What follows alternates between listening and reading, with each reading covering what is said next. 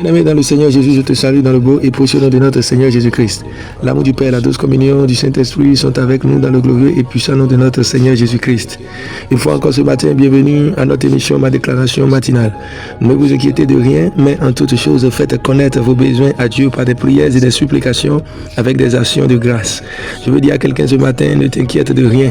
Oui, transforme tes besoins en prière. Si tu peux transformer tous tes besoins en prière, bien-aimé, tu verras un changement dans ta vie. Parce que le Père ne veut pas que tu t'inquiètes. Le Père ne veut pas que tu t'inquiètes. Le Père veut juste que tu puisses parler, que tu puisses discuter avec lui de quoi tu as besoin. Et oui, lui qui est assis sur le trône de la grâce fera grâce. Je veux dire à quelqu'un que l'Esprit de Dieu te fortifie pour sortir des lamentations et les plaintes. Imagine un enfant que tu as qui ne fait que pleurer, qui ne fait que pleurer. Tu lui demandes ce que tu veux, qu'est-ce que tu veux, mais l'enfant ne dit rien, l'enfant ne dit rien, ne fait que pleurer. Pleure devant toi 1 heure de temps, 2 heures de temps, 3 heures de temps. Tu lui demandes qu'est-ce qu'il a, il ne dit rien. Qu'est-ce que tu es sur le point de faire pour cet enfant? Certainement tu vas te fâcher et même frapper cet enfant.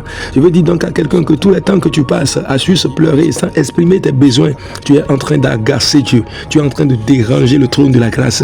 Tu es en train de perturber inutilement le trône de la grâce.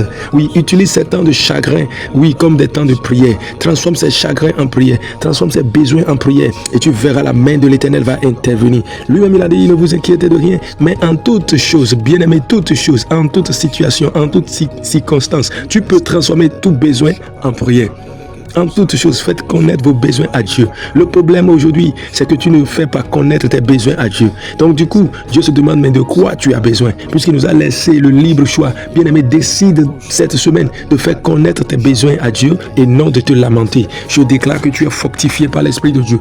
Tu es fortifié par la puissance d'en haut pour ne pas pleurer, mais pour invoquer le Seigneur, oui, afin qu'il te révèle les choses cachées, afin qu'il te montre le chemin et affermisse tes pas au nom puissant de Jésus. Je prophétise sur ta vie que l'Esprit de Dieu te saisit maintenant pendant que tu écoutes ma voix. Et au nom de Jésus, les lames sont effacées et la force te revient maintenant pour crier à l'Éternel davantage. Au nom de Jésus. C'est pourquoi tu vas déclarer avec moi, je suis fortifié dans mon esprit par la puissance qui a ressuscité Christ d'entre les morts. Et je transforme mes besoins en prière. Je déclare que le ciel s'ouvre pour moi.